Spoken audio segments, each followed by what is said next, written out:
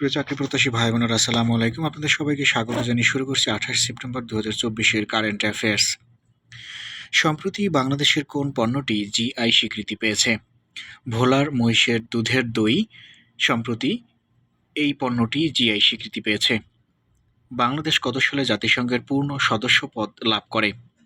1974 সালের 17 সেপ্টেম্বর বাংলাদেশ জাতিসংঘের পূর্ণ সদস্য পদ লাভ করে। ইউনেস্কো এর বর্তমান সদস্য রাষ্ট্র কতটি? ইউনেস্কো এর বর্তমান সদস্য রাষ্ট্র হচ্ছে 194টি। ইউনেস্কো এর সর্বশেষ সদস্য রাষ্ট্রের নাম কি? ইউনেস্কোর সর্বশেষ সদস্য রাষ্ট্র হচ্ছে যুক্তরাষ্ট্র।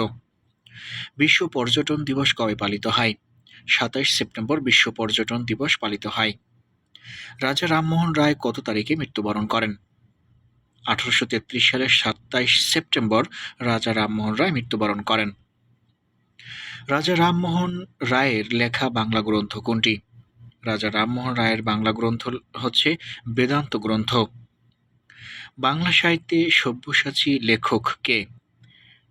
সৈয়দ শামসুল হক হচ্ছে বাংলা সাহিত্যের সব্যসাচী লেখক।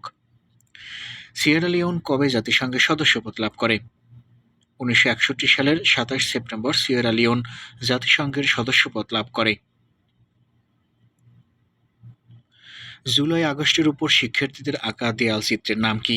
এই দেয়াল চিত্রের নাম হচ্ছে the art of Triumf. Amnesty international এর বর্তমান মহাসচিব কে? অ্যামনেস্টি ইন্টারন্যাশনালের বর্তমান মহাসচিব হলেন অ্যাগনেস ক্যালামার্ট। তাইওয়ান দ্বীপকে পৃথককারী প্রণালীর নাম কি? এই প্রণালীর নাম হচ্ছে তাইওয়ান প্রণালী।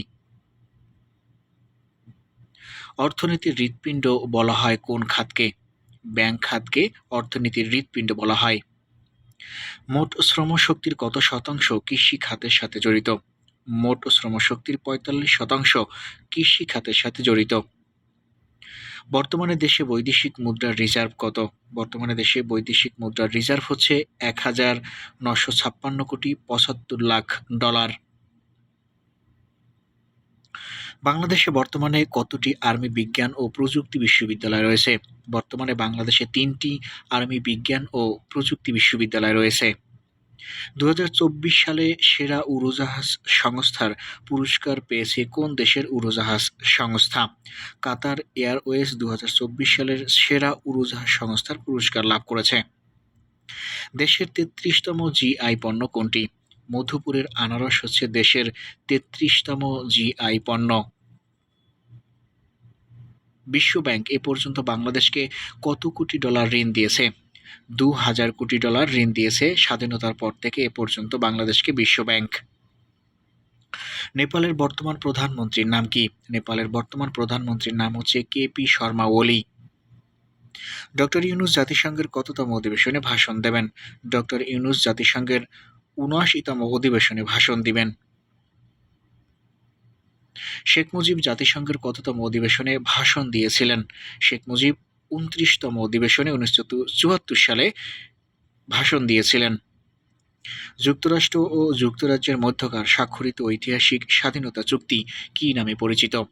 এই চুক্তিটি প্রথম ভার্সাই চুক্তি নামে পরিচিত। সম্প্রতি ভারতের কোন শহরে ঐতিহাসিক ১৫০ বছরের পুরনো ট্রাম পরিবহন বন্ধ হতে যাচ্ছে? কলকাতার এই ঐতিহাসিক ১৫০ বছরের পুরনো ট্রাম পরিবহন বন্ধ হতে যাচ্ছে।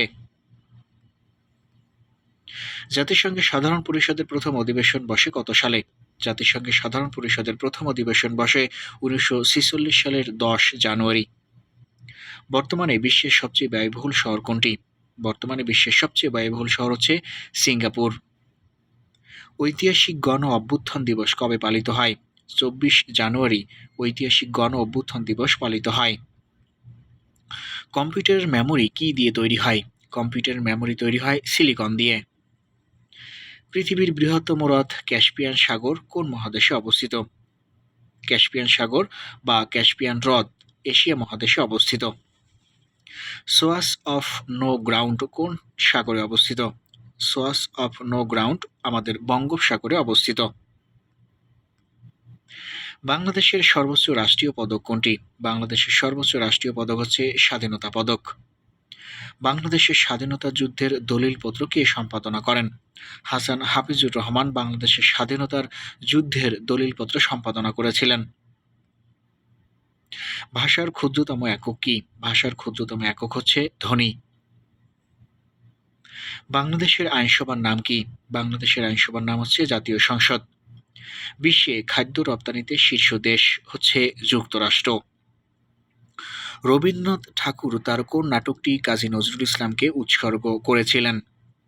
বসন্ত নাটকটি কাজী নজরুল ইসলামকে উৎসর্গ করেছিলেন রবীন্দ্রনাথ ঠাকুর। বাংলাদেশের সংবিধানের রক্ষক কে? বাংলাদেশের সংবিধানের রক্ষক হচ্ছে সুপ্রিম কোর্ট। বাংলাদেশের জাতীয় সঙ্গীতের মোট চরণ কয়টি? বাংলাদেশের জাতীয় সঙ্গীতের মোট চরণ হচ্ছে 25টি। ব্রিটিশ শাসনামলে কোন সালে ঢাকাকে প্রাদেশিক রাজধানী করা হয়? 1905 সালে ঢাকাকে প্রাদেশিক রাজধানী করে ব্রিটিশরা। প্রিয় বন্ধুরা, ভিডিওটি এত সময় দেখার জন্য ধন্যবাদ। সেই সাথে পরবর্তী ভিডিও পেতে চ্যানেলটি সাবস্ক্রাইব করার অনুরোধ রইল।